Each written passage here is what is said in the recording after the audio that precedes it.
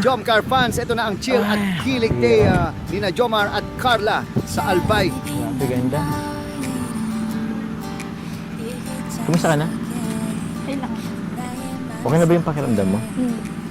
Kasi parang kagabi parang hindi pa eh. Medyo sumama lang yung pakiramdam mo. Bakit?